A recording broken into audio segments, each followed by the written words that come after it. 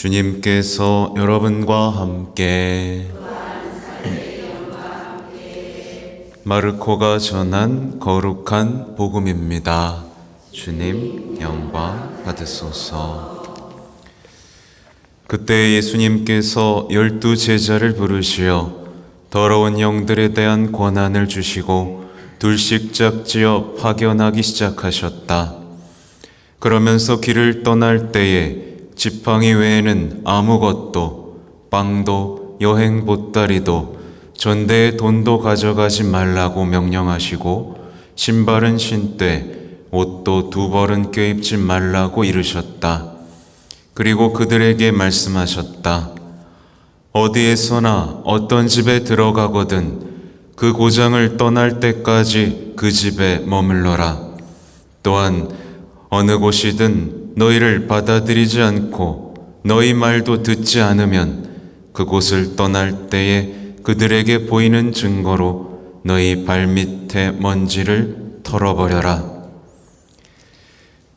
그리하여 제자들은 떠나가서 회개하라고 선포하였다.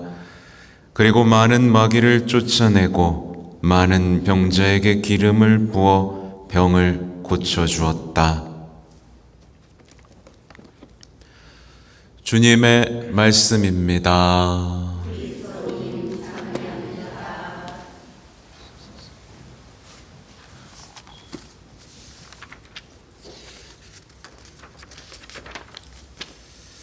전미예수님, 좀 발음이 달라진 걸 못 느끼시겠죠?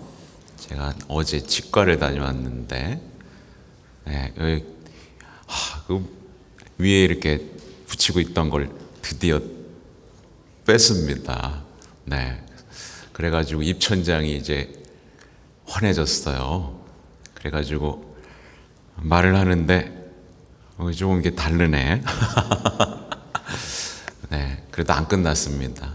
3년짜리여가지고 또 막 끼고 해야 되는데 지금 빼고 온 겁니다. 아무튼 오늘 이제 열왕기 상권이 시작됩니다. 그래서 오늘 일독서에서는 이 화려했던 이 다윗의 삶이 이제 마침표를 찍는 장면입니다. 이 다윗은 죽을 날이 가까웠다는 것을 알고 이제 솔로몬에게 당신의 마지막 말을 남깁니다. 아무튼 궁금하신 분들은 이 열왕기 상권의 앞부분을 보면 이제 솔로몬이 왕이 되는 이 중요한 부분들을 만나실 수 있죠.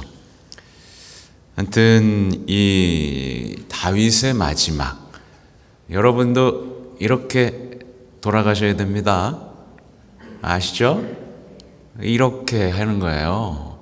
이렇게 마지막 인사를 남길 수 있어야 됩니다. 자녀에게 신앙의 기쁨, 삶의 지혜, 하느님의 축복, 이 확실한 것, 세상 것 다 계속 바뀌지만 영원히 바뀌지 않고 영원히 남을 이 진리를 자녀들에게 남겨줄 수 있는 사람은 행복합니다. 다윗은 자신이 알고 있는 성공의 비결을 알려줍니다. 바로 그대로예요. 하느님의 명령을 지켜라. 그래서 주님의 길을 걸어라. 또 하느님의 규정, 계명, 법규, 증언을 지키는 것. 이게 성공 비결이었습니다.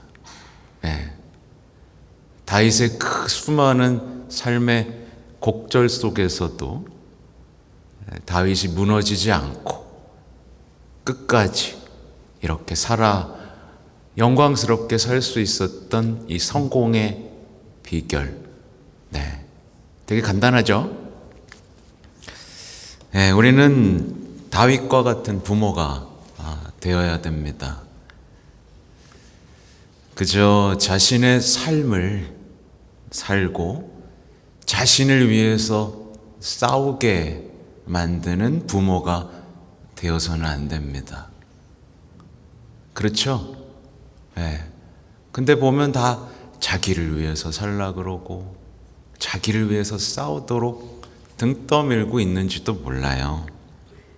근데 그런 삶은 너무 불안합니다. 그죠? 왜냐하면 그 무엇도 약속하지 않거든요.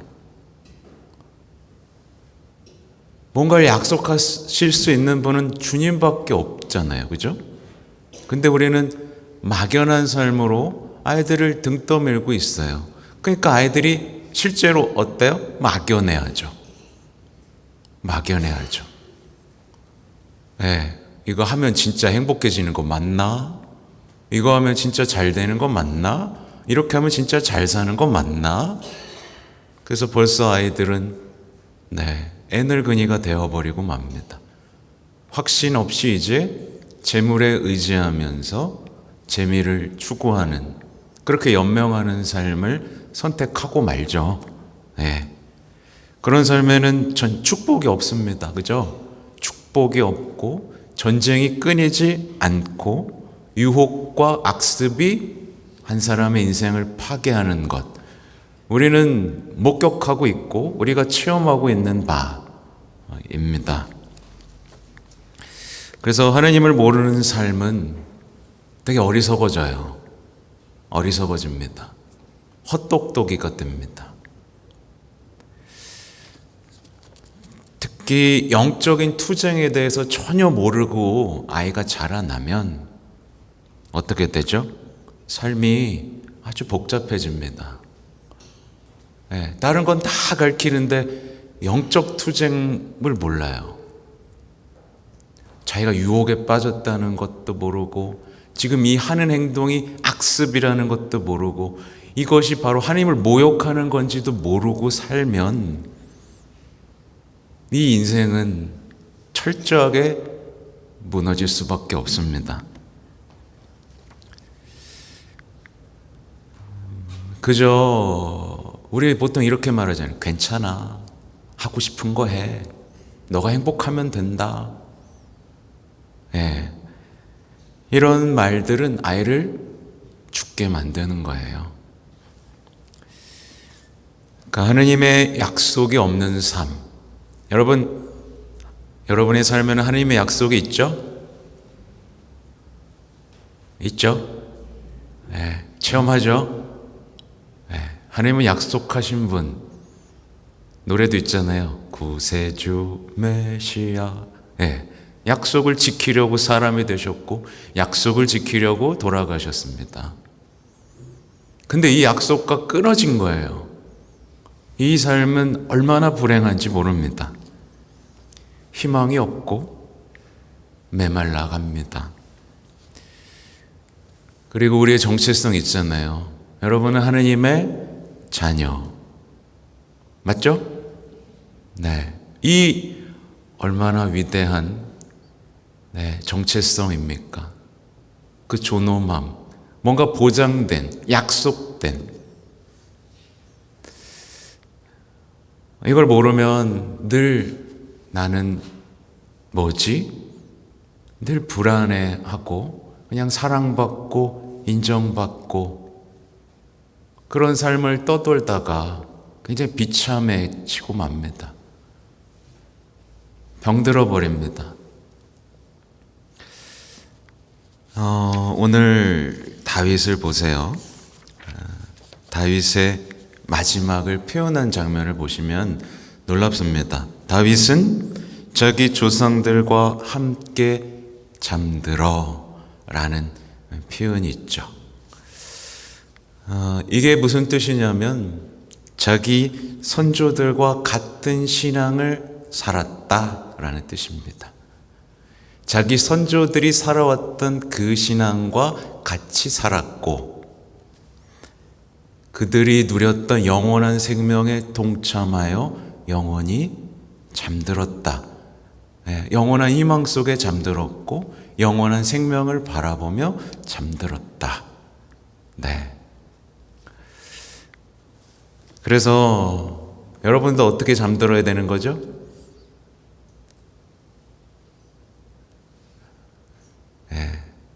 병원에서 힘들게 끙끙거리다 죽었다, 이게 아니라, 그죠? 그래서 보면 여러분의 신앙 있잖아요. 여러분의 신앙의 기준은 옆 사람이 되면 안 됩니다. 여러분의 신앙의 기준은 누가 돼야 되죠? 신앙의 선조들이 되어야 되는 겁니다. 그래서 나의 신앙은 사도들의 신앙과 닮아 있는가? 보세요. 닮았어요? 안 닮았어요? 나의 신앙은 사도들의 신앙과 닮아 있나? 그러면 우리 한국 순교자들의 신앙과 닮아 있나? 아니면 교부들의 신앙과 닮아 있나? 이렇게 점검해 봤을 때 내가 제대로 신앙생활을 하고 있는지가 나옵니다. 닮은 구석이 있어요? 없어요? 있다? 없다? 닮아야 돼요. 나름대로 신앙은 아무것도 아닙니다. 네, 그럼 그냥 자기 신앙 속에서 죽었다. 끝. 그래서 우리의 신앙은, 그러니까 우리의 목소리는 이 예언자들의 목소리와 닮아가야 되는 것이고, 시편을 노래할 때마다 우리의 노래라고 느낄 수 있어야 선조들의 신앙인 겁니다. 만약에 자녀들에게 이런 우리의 신앙, 우리의 믿음, 우리의 희망을 전해줄 수 없다면, 더 나아가 설명할 수 없다면, 그리고 내 신앙 때문에 내가 이토록 성공했지 않느냐, 내 신앙 때문에 이렇게 내 인생이 아름다웠지 않느냐 라고 증언할 수 없다면, 그러면 자녀들이 뭐라 그럴까요? 나 엄마처럼 살고 싶지 않아, 난 행복하고 싶다고 말을 하겠죠. 내가 신앙 때문에 이만큼 축복을 받았고 이만큼 아름다웠고 이제는 희망 속에서 두려움 없이 눈을 감는다, 애야 라고 말할 수 있어야 됩니다. 이런 거 없이 막연하게 그래도 장례미사는 해주겠지, 그래도 연미사는 넣어주겠지, 이건 착각이에요. 안 해줍니다. 안 해줘요.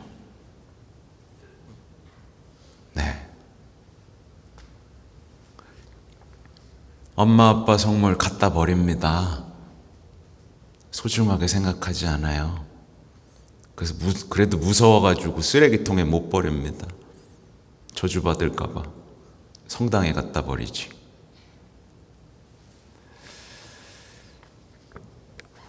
그러니까 여러분의 마지막을 생각하셔야 돼요. 나는 과연 이렇게 신앙을 말하고 하나님의 계명을 말하고 이렇게 축복을 전하면서 죽을 수 있을까? 과연 나에게 그런 삶이 허락될까? 더군다나 보세요. 이 자녀가 충실하게 그 지혜로운 솔로몬으로 살아가는 모습을 보세요. 그죠? 아무튼 그렇습니다.